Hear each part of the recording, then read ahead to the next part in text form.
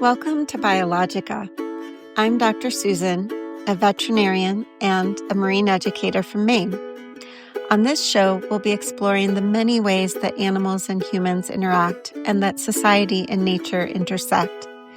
Please visit my Patreon or my Podbean page to support the show or to suggest future episodes. Thank you for tuning in, and I hope you enjoy the episode today. Thanks for listening. A crazy chicken chasing me all over town. Psycho chicken.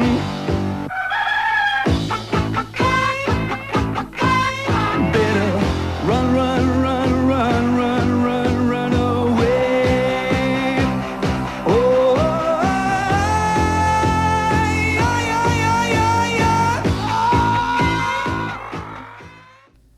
Welcome to the Biologica podcast. I'm Dr. Susan, and today's episode will be Frost and Feathers, Backyard Chickens in Winter. It's a little bit of a pivot from what I teased at the end of the last episode due to a postponement of an interview, but I hope you'll enjoy this episode as much as I enjoyed creating it.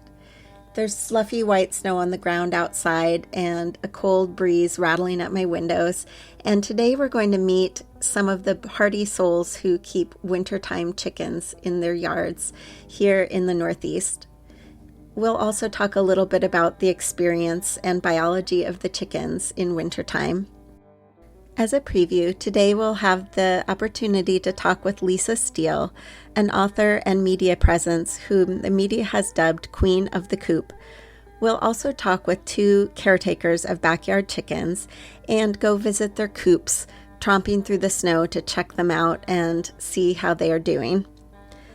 I'll share a couple anecdotes from my own experience being a backyard chicken veterinarian, and we'll share just a couple excerpts from the literature, including a poem by Robert Frost.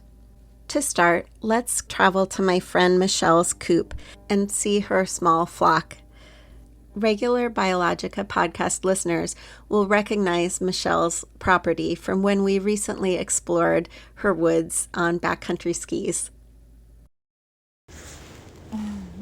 I'm here with my friend Michelle on a December morning, and we're going to feed her chickens. It's winter and there's snow everywhere, and they're looking out full of expectation at us from their coop. It's very cute.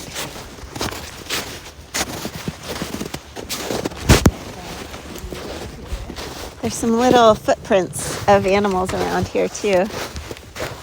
Okay, Michelle is getting their feed out of the house. Hi guys. They're brown and they have little red areas on their heads, and they're looking out of a teal green little coop next to a run area. Oh, I think I heard them. This is their feed. It's pellets and mealworms. Cool. Hey guys. Hi. What do you think? I think they're excited. Oh. Is their favorite the mealworms? Mm-hmm. This is how I get them to come when I want them to come. Oh. You can hear them pecking at the mealworms. So these are kind of like dried mealworms that you have for them. That's cool. Okay. One of them seems to get in there faster. Is that one a little more confident? That's a good question. I feel like there is always a pecking order, and with the two of them, and I imagine that one's the more dominant. What will happen? Is it okay if I try holding? Sure. I'm holding some mealworms. Oh, wow. Out to the other one. Startled me a little. She took it kind of quickly. You want to try again? Oh, ooh. They are so like little dinosaurs. Mm-hmm. Yeah, little velociraptors. And I feel like this time of year they're not laying eggs. They often lay in the nest boxes, but then like in the summer they tend to lay them over there. But in the winter they cuddle up in the back corner over that way and make a nest on their own. Oh, I see a bunch of feathers back there. Yeah, and they'll lay like one egg Usually both of them lay one egg every day, but this time of year they peter off. Hi, guys. Well, that's interesting because I've seen chickens in my vet practice, and when they get diseases where they're laying too many eggs or have inflammation or infection in their egg system, we tell people to shorten their day cycle, and it settles things down. To make it darker? Yeah, to kind of mimic winter. Oh, got it. Wow. Yeah. That makes sense. Yeah, at some point in the winter, they're going to just have zero eggs. So. But for now, they lay one, and I usually don't get it until it's cracked and frozen. Oh, so yeah. Then I have to throw it out. But Interesting. Well, thanks, guys. Enjoy your mealworms. All right, and then you button them back up. Yep. I'm already counting chickens, pecking corn in our backyard, hanging up a frame with both our names cross-stitched in a heart. Might be off my rocker dreaming about a hilltop front porch view. Baby, maybe carting horsing ain't the smartest thing to do, 'cause they ain't even hatched yet, but my eggs are in one basket, and I'm loving counting chickens with you. Now that we've checked out our first wintertime coop, without further ado, let's talk with Lisa Steele. Lisa is the author of the recently published book, The Fresh Eggs Daily Cookbook by HarperCollins in 2022. She is also the producer and host of the Emmy-nominated television show Welcome to My Farm, which is available on PBS Passport and elsewhere. She's a fifth-generation chicken-keeping expert and a Maine master gardener, and I'm very excited to talk with her about chicken keeping today. I'm here with Lisa Steele. Lisa, welcome to the Biologica podcast. Hi, thanks for having me. Lisa is the author of Fresh Eggs Daily Cookbook, amongst many other things, and we'll link to that in our episode notes. Lisa, what is one of your earliest memories involving chickens or keeping of chickens?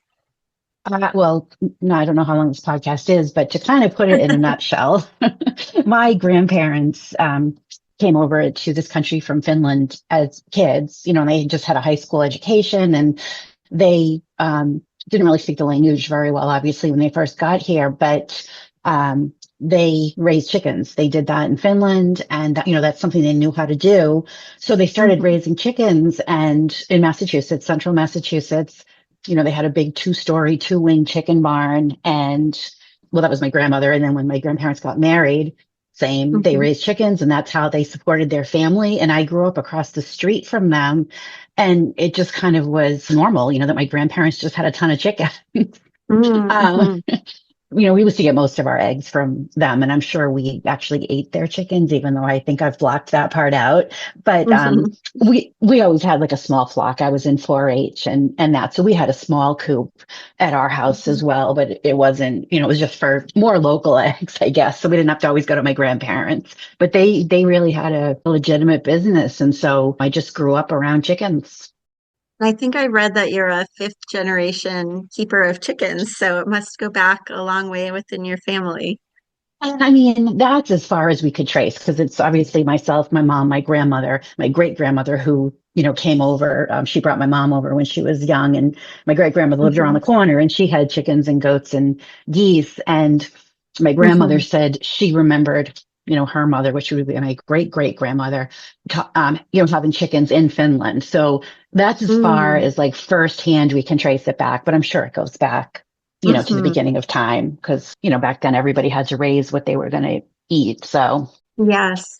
Fast forwarding, I read that you spent some time in Wall Street. How did you, again, this could and is subject of a book, but how did you get from Wall Street to a farm in Maine? And did chickens actually move with you when you came to Maine? They did. Yeah. Again, to just kind of, streamline it. I went to college, I was from a small town, and I figured there was a big world out there. So I went to college, got a degree in accounting, and got a job on Wall Street after that. And then, a couple years later, met my husband. He was in the Navy, stationed in Pensacola, Florida. So that was kind of the end of Wall Street for me. And then Mm-hmm. he retired. We moved to Virginia to like kind of a small farm. There weren't any animals there, but there was a little barn.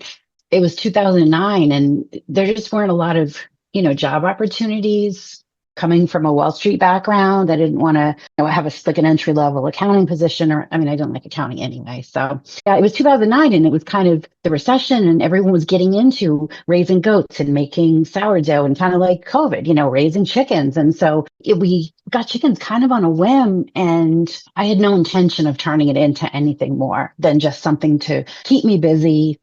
I kind of felt like I knew what I was doing. There was no plan involved. It just kind of was like we had this, empty barn. We did have two horses, but, we had the space, and I was bored. So we Mm-hmm. got some chickens. Nice.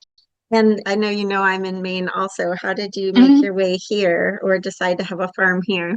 Yeah. So after my husband retired, he worked at the base for, a couple more years. And then I think I had written my third book at that time because it kind of had turned into a career without me really Mm-hmm. planning it. Uh-huh. And, he was getting ready to think about retiring. And so he had gone to Maine Maritime. And Mm, his dad had a farm up in Ellsworth, Mariahville area that we used to, mm, visit in the summer. We're both from Massachusetts and didn't really have a great desire to go back there. It's gotten kind of crowded. So we started looking in Maine and found the place that we have now. It did have a little mhm, barn. We had to, get a chicken coop. And so we moved 10 years ago, 10 and a half years ago.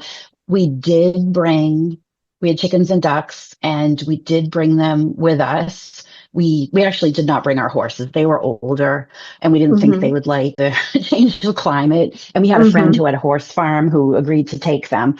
So we mhm. did not take our horses, but we loaded the chickens and ducks into the horse trailer, drove the 1,800 miles or however long the trip was, and then they lived in the horse trailer for probably, I'd say, a month or two while, we got unpacked, and then we actually had a coop, built and Uh-huh. delivered. But the horse trailer was great because it was completely safe. It was well ventilated. They had the Mhm. bars that keep the horses in the stalls that the chickens would roost on at night. So it actually worked out Mm, really well. We just filled it with straw, and that was their nice. home for the beginning That while we was moved here. Yeah. like their portable coop, their mobile Hmm. home coop. Nice. And what about now? Can you describe for the listeners so they can kind of picture what your coop and flock are like now?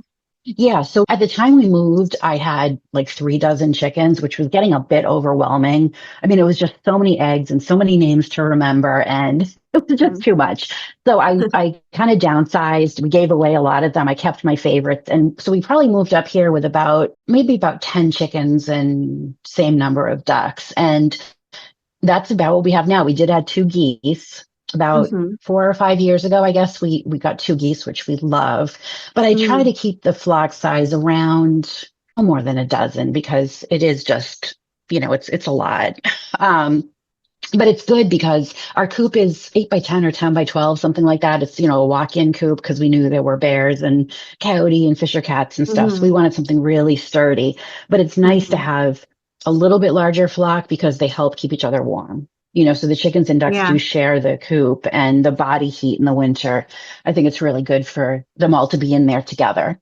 Okay, so the sweet spot for you is like 10 or 12. And I wanted to ask if you had favorites or if they had names. It sounds like they do have names or you get attached to certain ones. They do. Yeah. I mean, I've been doing it for I guess like 17 years now, which is just crazy to think about. But over the years, I've tried different breeds of chickens, and they all do have different temperaments, different personalities. And I've kind of narrowed down the ones that I really enjoy. And they do all have names. I'm pretty active on social media and just from writing the books and things. And so the people that follow me know their names. So, they don't live Mm, forever, obviously. So when we lose one, I've just been getting the same breed and just naming her hmm the same thing. And we just kind of mm, carry on, hmm you know? hmm So, Yeah. um, yeah, so I So think they I'm on have my like a third legacy. a Uh-huh. legacy. And then at some point, I'm sure people are going to say, how long did these darn chickens live anyway? Because, I remember Violet from 2009, whatever, and we're on, like our third one. But it just makes it easy for me to remember the names and everything too. And, I think especially for social media purposes, people really enjoy when the chickens have personalities and names and you kind of, Yeah. give them the human characteristics and they have little conversations and, that kind of stuff. People enjoy that. And it makes it very much like their pets, not livestock. Right, right. I'm imagining your social media followers probably have their favorites and keep an eye on Same. them. hmm Yep, they do. And Um, someone who's new will ask, what's that chicken or what breed is she? And, someone else will answer and say, oh, that's Miranda. She's the Splash Morans. They do get to know them and they all help each other out getting to know them. So it's kind of fun. nice. Well, I'm looking outside my window right now, and it's pretty snowy and it's a chilly day out. And part of this episode is a little bit about chickens in general, but thinking about both the experience of the person who keeps backyard chickens and the chickens themselves here in Maine or other northern climates. What is it like for you in the winter? How is it different than other times of year? Like, what's the human experience like for keeping chickens? Yeah, that's a really good question. It's funny because when we were moving from Virginia to Maine, a lot of people said, "You're not going to bring the chickens, are you? I mean, it's so cold there and there's snow." Mm, And, I said, "Of course I am." But it was funny because I mean, as a kid, we did have them. Massachusetts isn't nearly as cold as Maine is, but, I was a kid and I wasn't really responsible for their care. So there's a lot that I really didn't know. mm, But I have to admit, I was a bit, intimidated, I guess I would say. I mean, I didn't know how mhm, well I would do in temperatures mhm. around zero, much less the chickens. Right. Um, but over the years, I mean, from the very beginning, I have been a huge proponent of not heating your chicken coop. Saying Mm, chickens don't mhm, need heat. It's a fire hazard. It's dangerous. People burn their coops down every year. It's not, mhm, good for them health wise. And then we moved mhm. to Maine and I'm thinking, I mean, I can't be a hypocrite. I can't heat my coop, What am I Uh-huh. going to do? The Uh-huh. chickens are going to, I was really nervous that first winter and that first morning I went down when it was like negative 16. Um, Mm, I was afraid the chickens were just all going to be frozen solid. yeah. I was so nervous about it. And I opened the door and they were fine. They are so unfazed by the cold. It's amazing. I do Wow. put a thick layer of straw on the floor in the winter. In the summer, I Mhm, use hemp, but in the winter, I do put, probably 8 or 10 inches of straw on the floor. They do have windows that shut, and I put drapes across them that I can open during the day so the sunlight can come in, and then close at night to try to keep their body heat in. There's good mhm, ventilation up top. But other mhm, than that, they get scratch grains before bed, and they all huddle together at night and they puff up. And mhm. they come out in the morning. And I mean, I just looked outside. They're outside today. I leave their little door open pretty much every day, unless it's sleeting or really wet, because I don't really want them to get wet and cold. But other than Mhm. that, they can come and go. And unless it's really, really windy, they prefer Mhm. to spend the time outside, even when it's in the teens. It's, Interesting. yeah, it's amazing how cold hardy they are. Yeah, and it's cool that, it sounds like they have choices about whether to do Mhm. that, and they're usually choosing to come in, but maybe they have a little bit of instinct when it's a little bit too much out there. Yeah, they do. Like I said, I don't want them to get wet. So if it's sleeting or raining or whatever, I will lock them in. But, just letting them outside, the fresh air, the exercise is so much better for them than just huddling in the coop all day. And it saves on the cleaning because if they are inside all day long, you're going to end up having to clean your coop out. And I try not to do it Hmm. until spring. I try to let it go, through the whole winter without cleaning it. I just flip the straw over with a rake and add more straw when I need to. But, I And don't want what, to be outside in the winter yeah, doing I chores. agree. So, What about the chickens experience? It sounds like they're kind of snuggling together in there. Are their personalities different? Are they a lot quieter? Are they kind of still acting the same? What do you notice about how the chickens sort of experience the winter? the winter, I mean, pretty much the same. If I open the door, because, in the good weather, I like to let them out in the yard sometimes when I'm outside. We have, hawks and all kinds of things. So, Hmm. I do try to, be cautious about that. But, on a nice winter day, if I've shoveled a path and I throw some straw down, they'll even come out on the snow. Maybe they're a little more quiet and they're not Hmm. digging as much in the dirt in the run. They have a big run that's covered and, completely Hmm. secure. And in the nice weather, they'll, dig holes and take dust baths and, dig for worms and all that.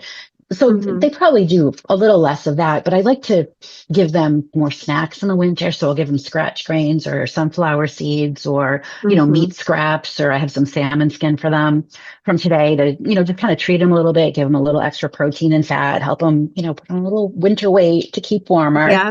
Yeah. I think a lot of us can relate to Yeah. craving that in the winter.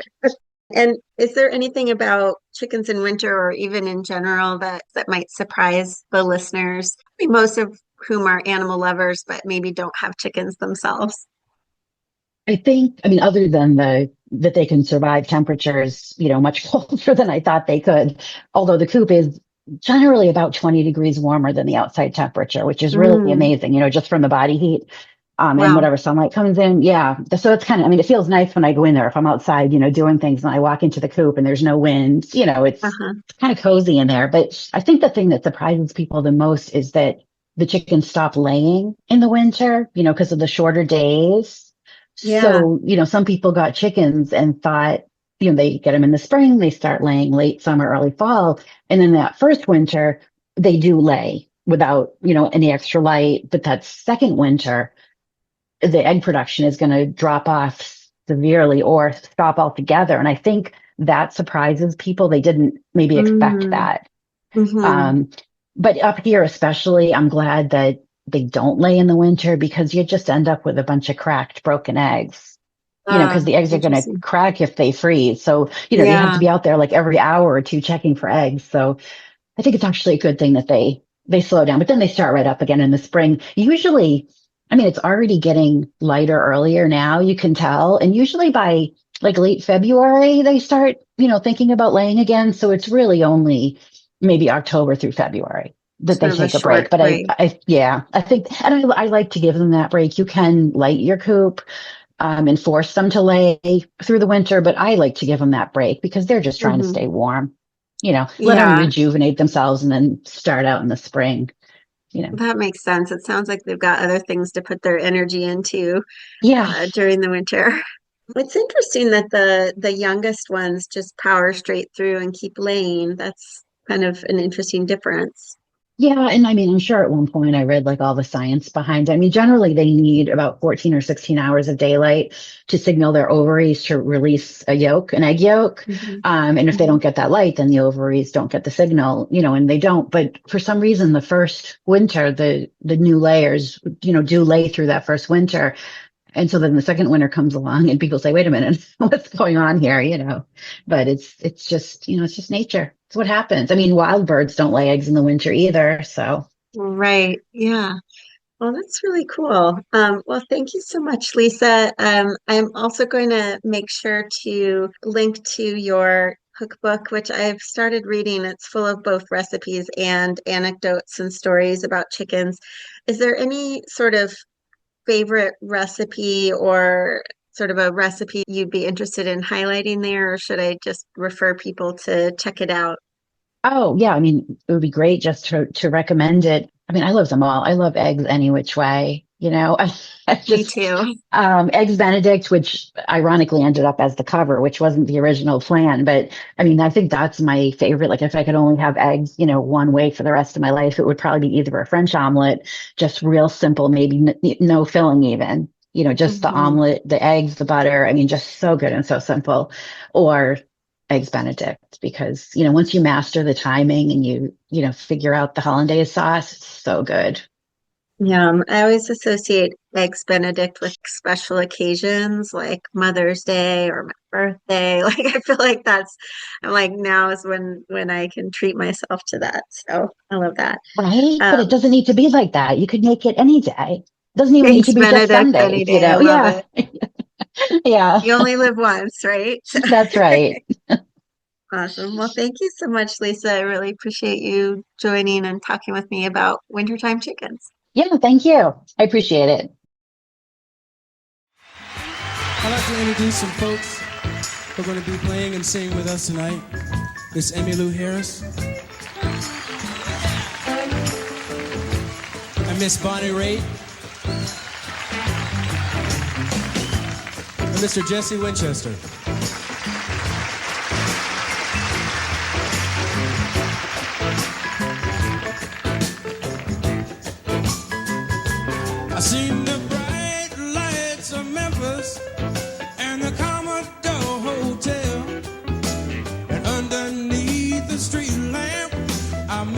the Southern Belle. Oh, she took me to the river where she cast a spell. And in that southern moonlight, she sang a song so well. If you be my Dixie chicken, I'll be your Tennessee lamb. We can walk together down Dixieland, down Dixieland.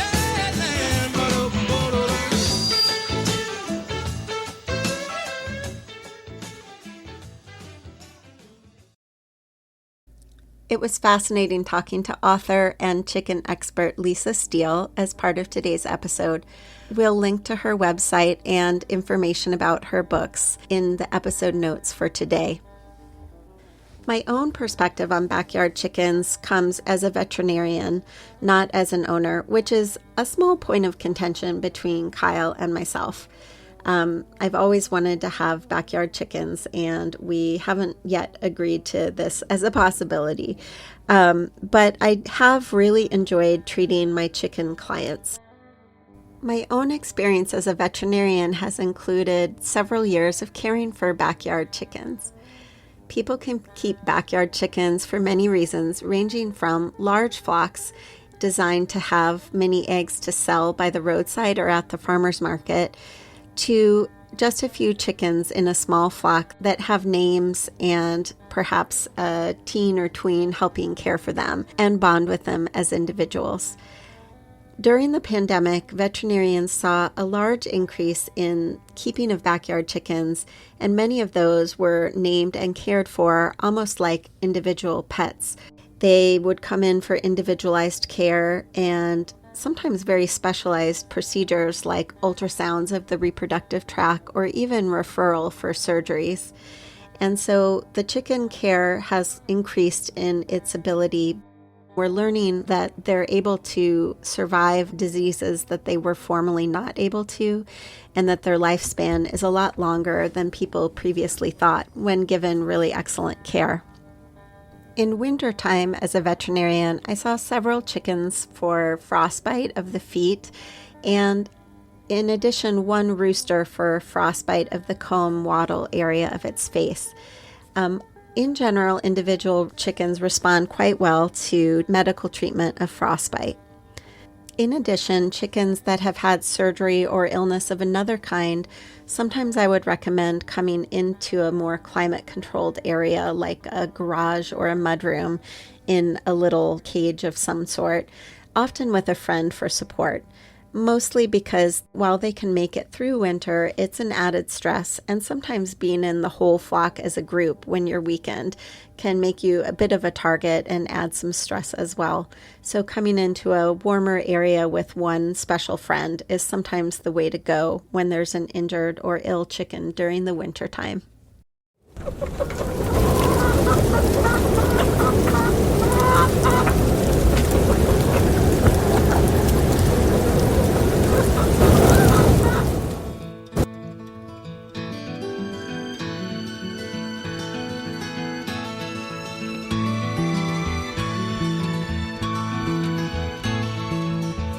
The lamp is burning low upon my tabletop. The snow is softly falling.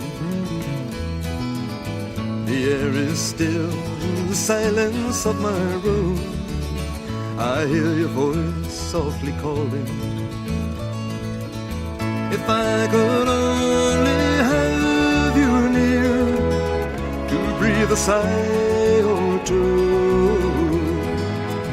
I would be happy just to hold the hands I love on this winter night with you. Next, we're going to speak with a friend of mine, Amy, who is the business manager at the Vaughan Woods and Historic Homestead in Hallowell, Maine. And one of her jobs as the business manager, a sort of fun side job, is to raise and take care of the chicken flock there.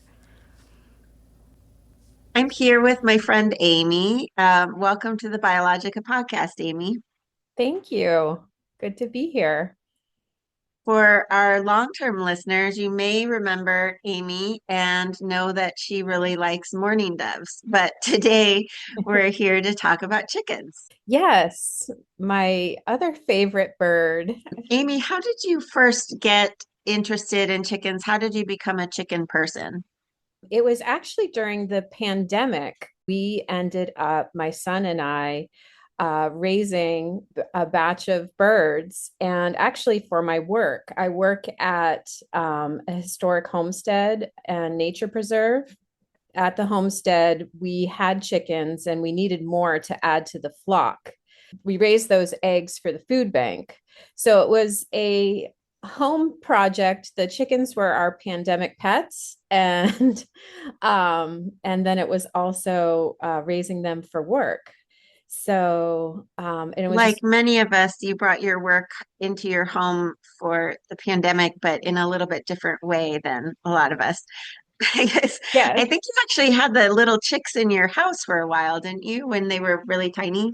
Yes, yes, we raised them in our back room, and it was actually the same room that my son was doing Zoom school in. So that provided for some interesting videos when they grew up and they wanted to explore out of the little pen area, brooding area we had for them. But it was super fun to raise them. And because we had them for 12 weeks in our home, we really got super attached to them. But we then, brought them up to the homestead in the summertime, um, which was an easy transition. They have a large kind of palatial coop up there. Um, but transitioning into winter care was a little tricky that first winter. So it's been kind of nice to reflect on some of the things chickens need in the winter. So I'm happy to share what I've learned there. I'm thinking there's the chicken angle and then there's the human angle getting out there and actually caring for them when it's cold or snowy. So how about for the chickens? How do they fare in winter or behave differently? Can you tell us a little bit about the backyard chickens in the wintertime? Yeah. Well, when I first started, I really worried about the cold temperatures and, how do you keep them warm and are they going to be okay? I mean, it just seemed like how do chickens fare when it's, -10 out or zero? But chickens with the proper setup really do quite well in the winter. It's not about keeping them warm. The big winter goal for chickens is to keep them dry, draft free, well ventilated, well Mm, fed, and hydrated. So I mm, can talk about like each of those points.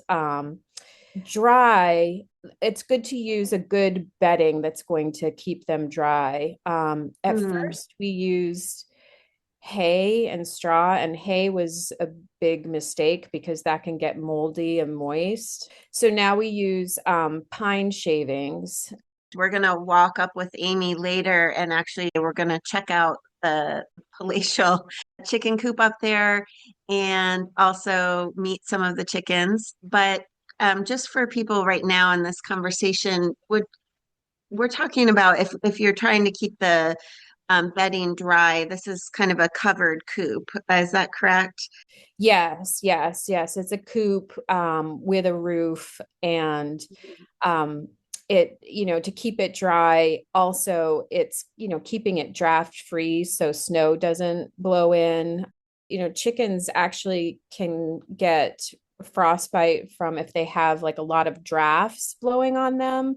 So, Uh, so keeping the wind out from where they might hang out. You don't want to make it so airtight that it's not ventilating the ammonia and moisture because too much moisture can cause frostbite. So you want to have like ventilation points like up on the roof line or up on the eaves. And mhm. we had a prefabricated coop, so our property manager went and drilled little holes in places that were up Okay. high. And so there's a good, so that's important in your coop. You want it to be blocked from wind, but not so airtight that the coop doesn't breathe and release Mm-hmm. the bad, ammonia gases. So And so yeah. interesting. So there's a little bit of a balance there with not wanting it drafty, but wanting enough ventilation that it's not just trapping all the moisture or ammonia or things like that. Exactly. Yeah. Yeah. Interesting. That makes a lot of sense because just thinking from a veterinary perspective about how ammonia, whenever you're dealing with animals in an enclosure, that's like a big factor and can be, damaging to the respiratory system. It's interesting to hear you say that there are ways to kind of prevent frostbite. I've sort of helped treat frostbite in chicken feet before from different people when I used to be in private practice. And I always just thought, okay, we can have cold snaps in Maine that are very, very cold, but it's interesting to hear you say that there's ways you can set up the coop to really help prevent that.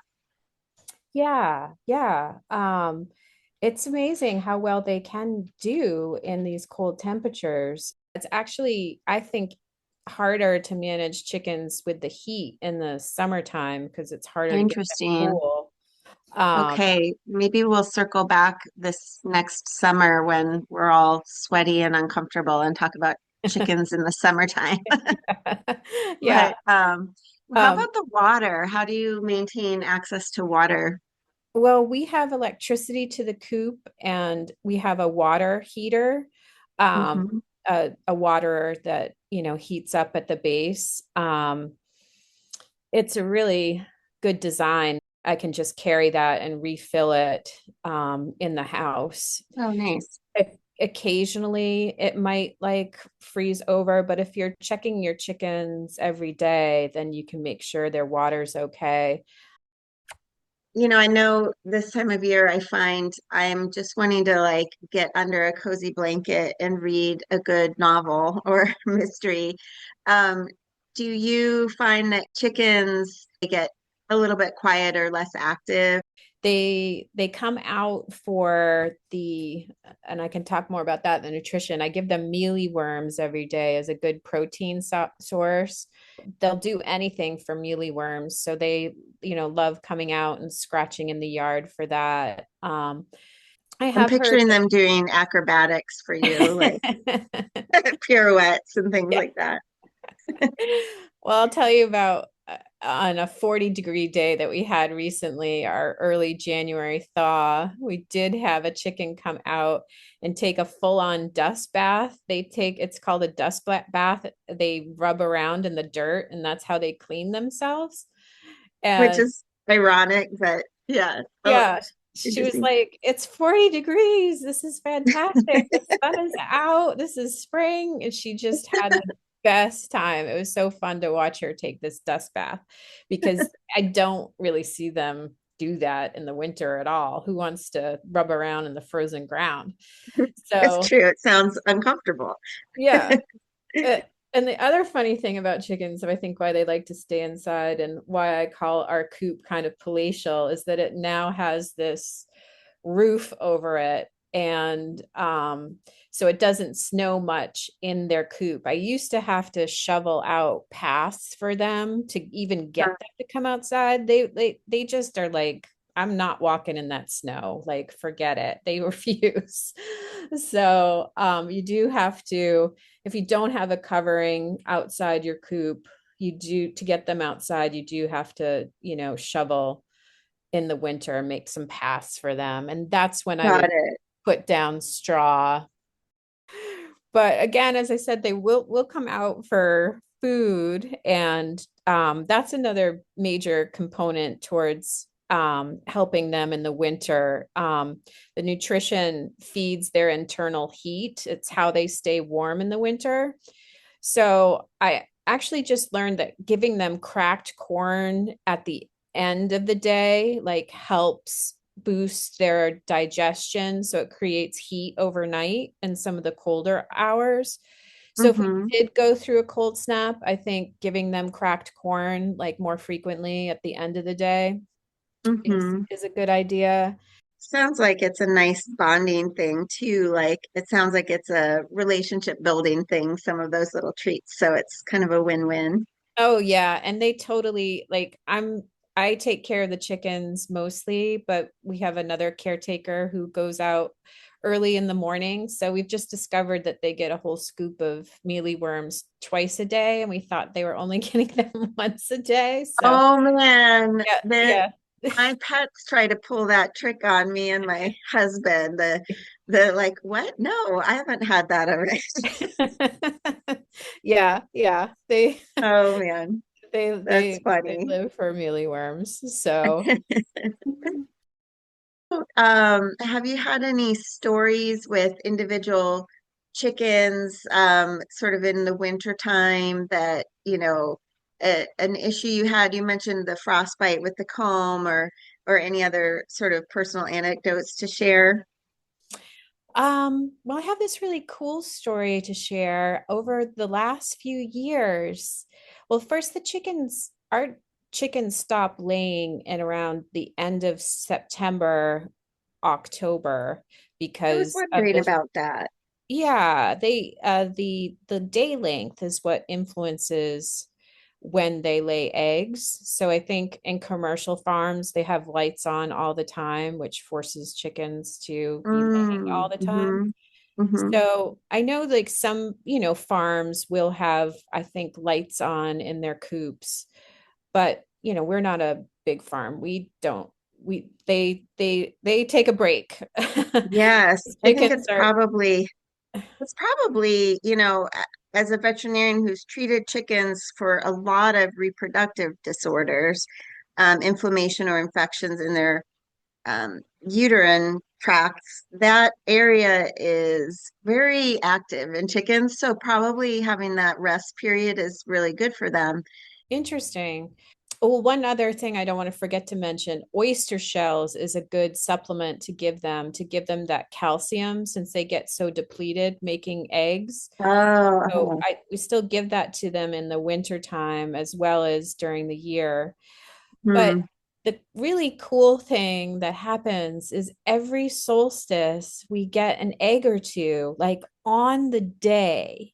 Oh, And it's felt like such this magical gift. Like the chicken, I get excited about the solstice, the days, starting to turn to get longer. And I feel like the chickens get excited about it too. But oh, I interesting. I looked it up. It's an actual phenomenon that chickens like that increase just that one, few seconds, minutes Really? of life. Yeah, you can look it up.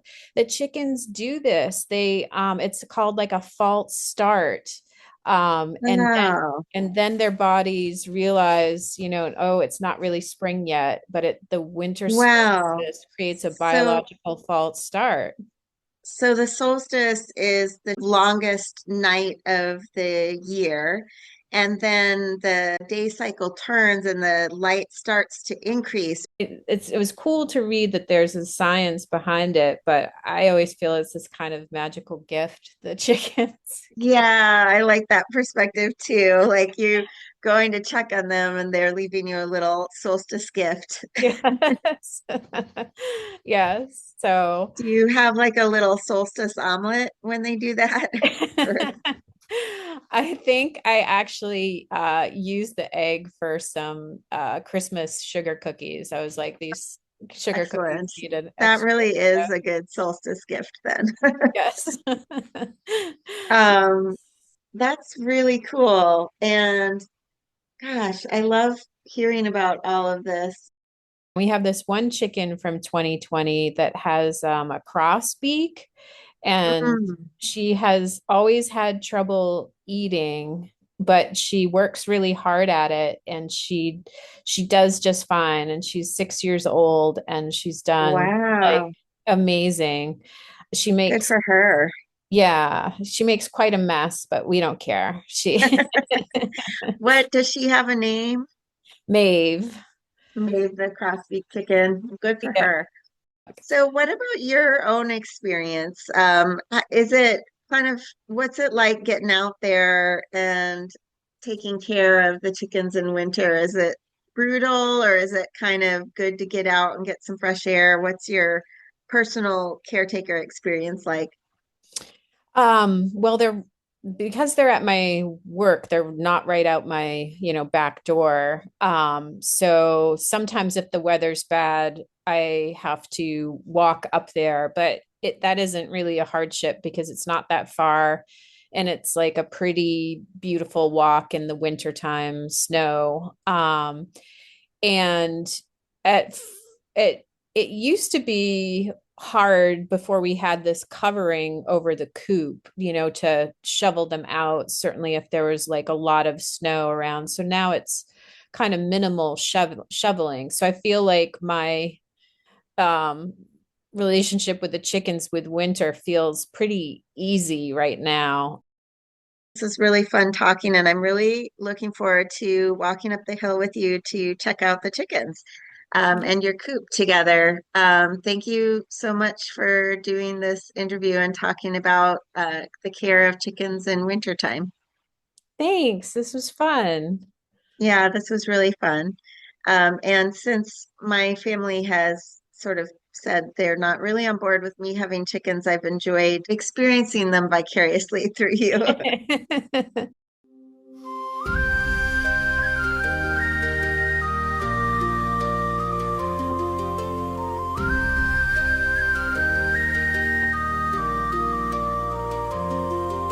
Longest night upon the land, hills in shadow, cold and still. The sun waits beyond the dark. Earth holds breath in silence deep. Foolish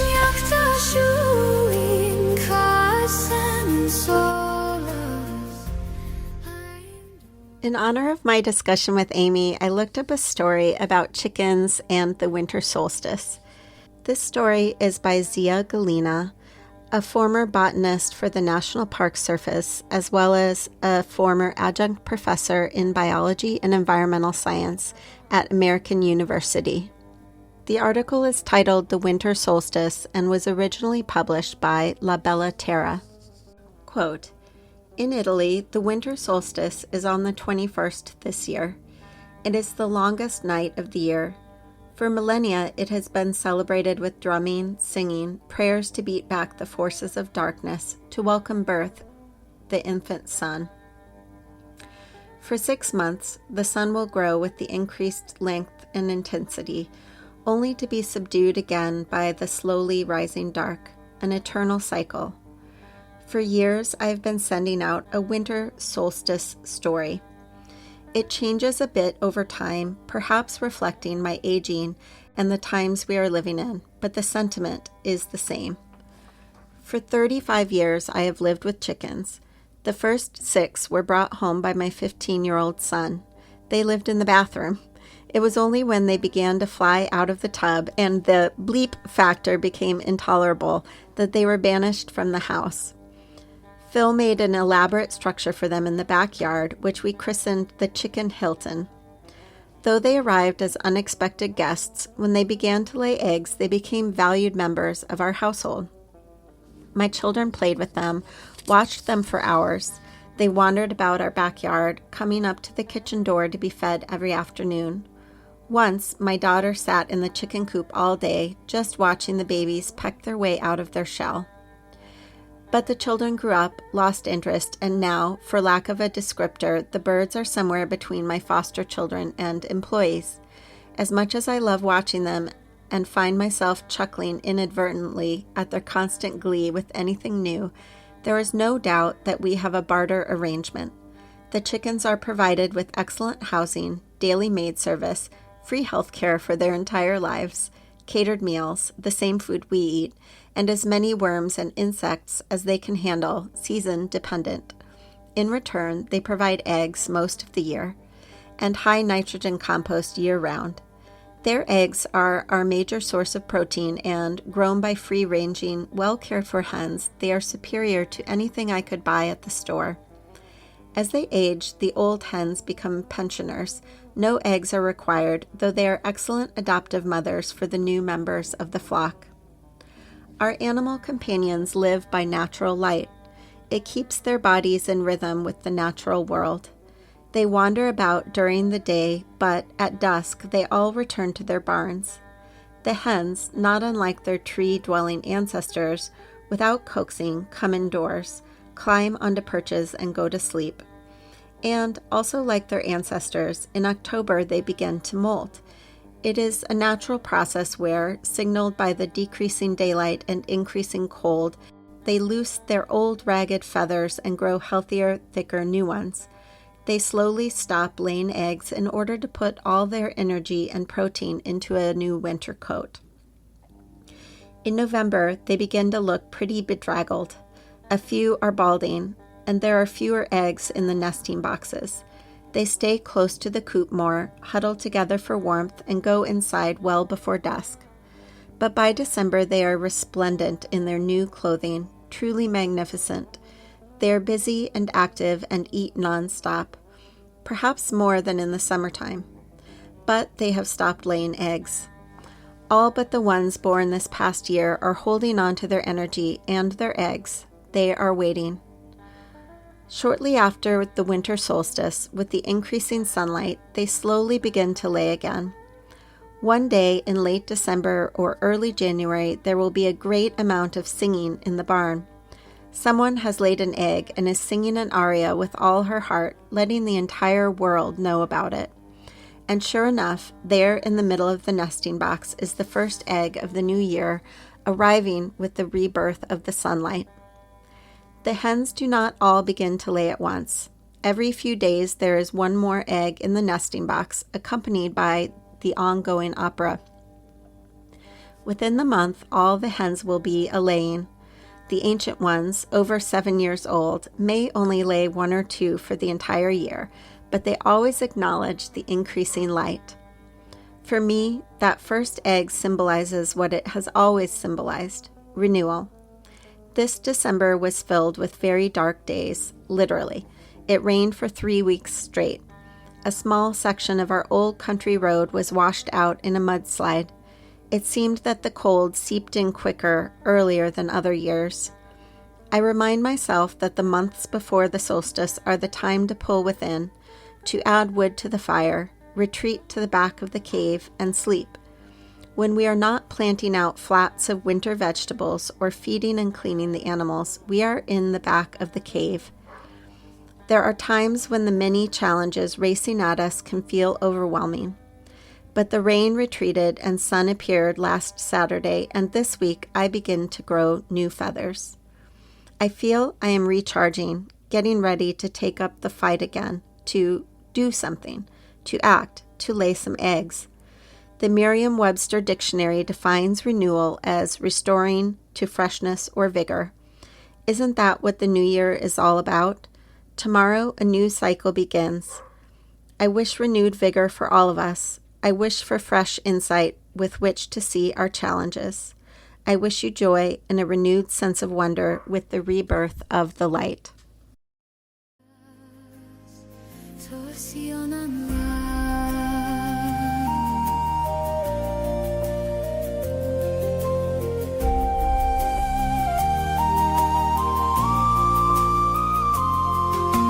Fire fades to glowing ash. Stars keep watch above the stone. Time bends slow in frozen air. Old prayers whisper, light returns.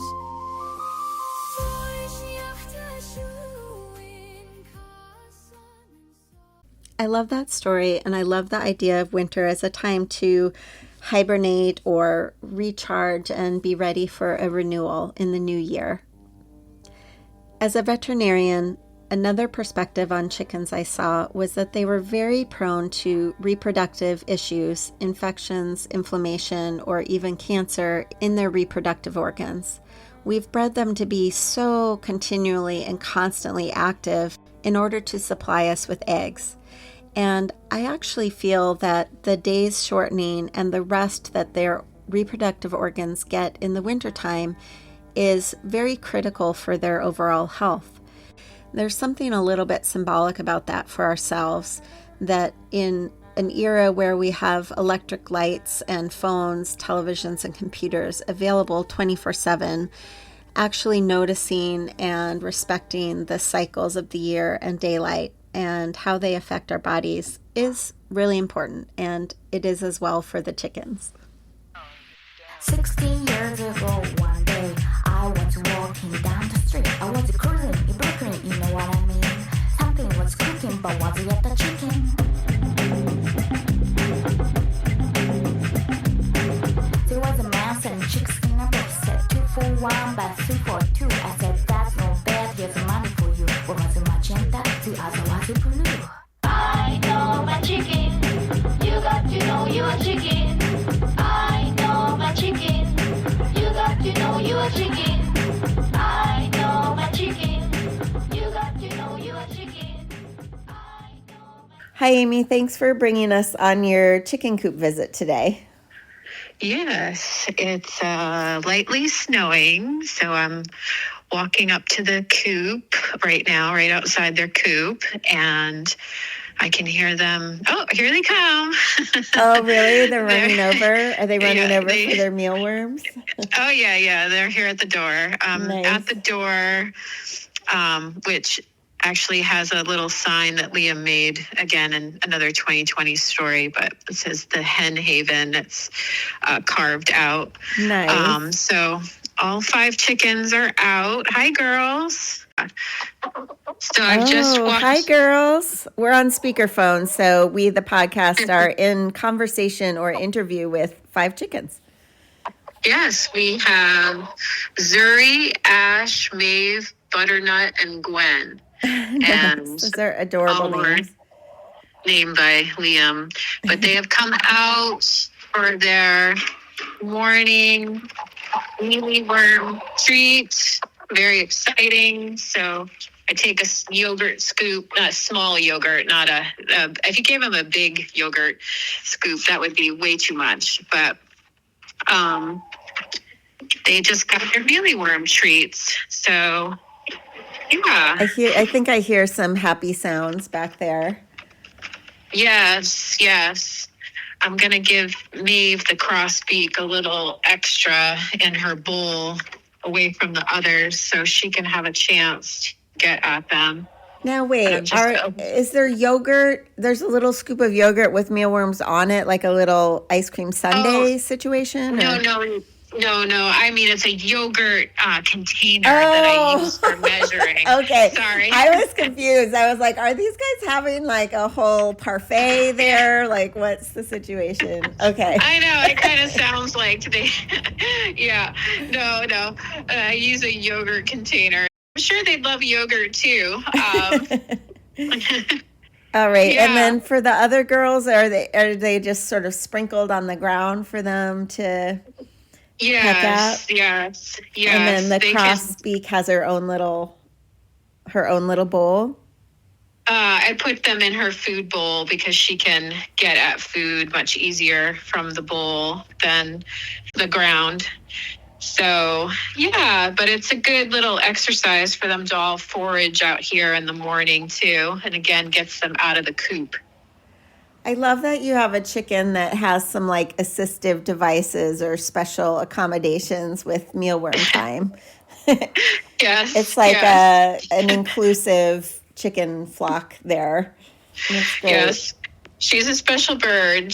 There's definitely that's a whole other conversation, but like a pecking order of chickens. And she kind of just beats to her own drum and is very independent from the rest of them. Mm-hmm. She isn't on top, but she's of the pecking order, but she just does her own thing. She's very independent and cool.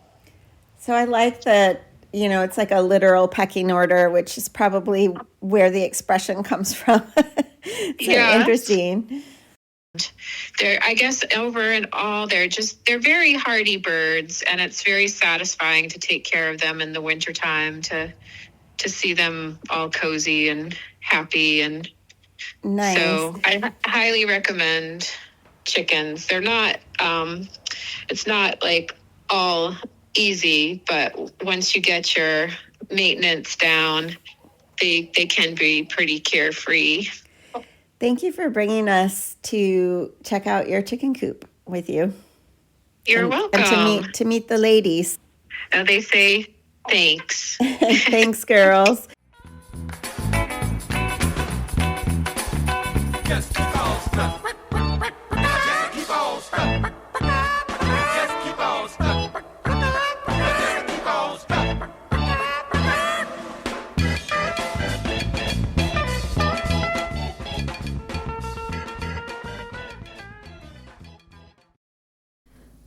To wrap up our podcast today, we will hear from 3 excerpts from the literature.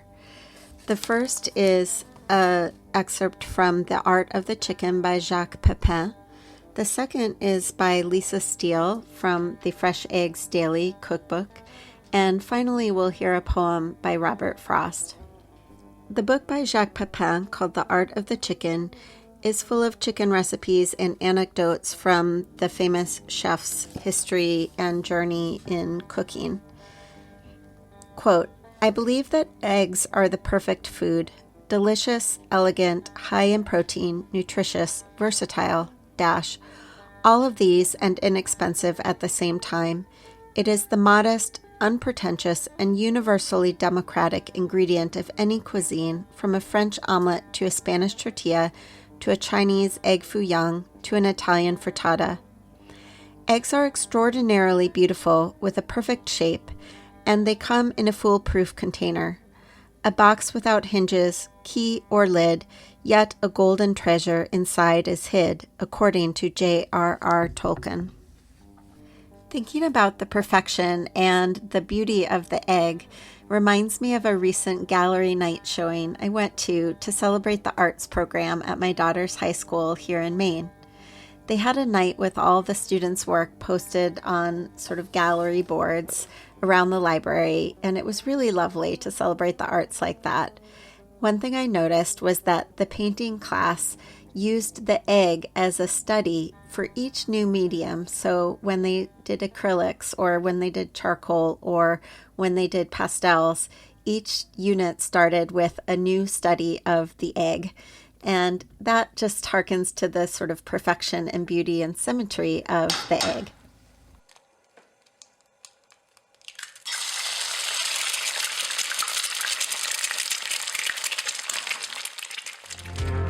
You ought to catch that Johnny Chicken show. Chicken in Black.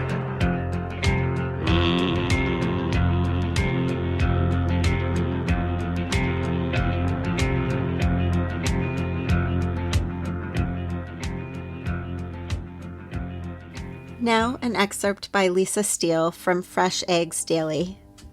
I'll be linking to this book in the episode notes. I'm still asleep in the cozy home on our small Maine farm where we've lived for the past 7 years after trading a Wall Street life for rural living. Suddenly, the relative stillness is punctuated by the shrill "ee-roo-roo-roo" of our lone rooster, Sherman.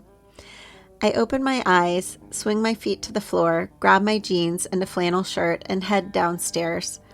I gaze longingly at the coffee machine as I pass through the kitchen. My first cup will have to wait. Pulling on my boots, I grab a basket and make my way through the wet grass to the chicken coop. I can hear the chickens softly chattering with each other while Sherman lets out the intermittent, resounding crow. When the flock hears me approaching, the excitement level grows until there's a veritable cacophony inside. I quickly open the small door, letting the chickens out into their yard to quiet them. Then I walk around to the front of the chicken coop and peer inside. My favorite hen, Miranda, is sitting in one of the nesting boxes and eyes me warily as I approach. She's muttering, as if to herself, She turns her head, maybe asking for some privacy, then rises into a squatting position, gives a small grunt of sorts, and sighs. I hear a dull thud. Reaching my hand underneath her, I feel a warm egg nestled in the straw. I slide my hand out, gently clutching the egg as Miranda hops out of the nest, clucking loudly, announcing to the world that she's laid an egg. She continues to cackle as some of the other hens join in her celebratory song, and she heads outside to eat breakfast.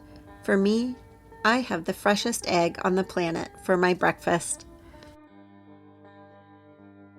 And finally, a poem called A Blue Ribbon at Amesbury by Robert Frost. From what I could tell in my research, this was published in the Atlantic magazine in April 1936. I had never actually encountered this poem. It's not one of the most famous by Robert Frost, but it does involve wintertime and chickens. Such a fine pullet ought to go all coiffured to a winter show and be exhibited and win. The answer to this one has been, and come with all her honors home, her golden leg, her coral comb, her fluff of plumage, white as chalk, her style where all the fancies talk. It seems as if you must have heard she scored an almost perfect bird. In her we make ourselves acquainted with one a Sewell might have painted.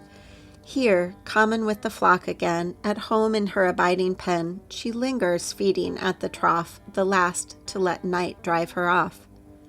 The one who gave her ankle band, her keeper, empty pail in hand, he lingers too, averse to slight, his chores for all the wintry night. He leans against the dusty wall, immured almost beyond recall, a depth past many swinging doors and many litter-muffled floors. He meditates the breeder's art. He has half a mind to start with her for Mother Eve, a race that shall all living things displace. 'Tis ritual for her to lay the full 6 days, then rest a day, at which rate, barring broodiness, she may well score an egg's success. The gatherer can always tell her well-turned egg's brown, shapely shell, as safe a vehicle of seed as is vouchsafed to feathered breed. No human spectre at the feast can scant or hurry her the least. She takes her time to take her fill, she whets a sleepy, sated bill. She gropes across the pen alone to peck herself a precious stone. She waters at the patent fount, and so to roost the last to mount.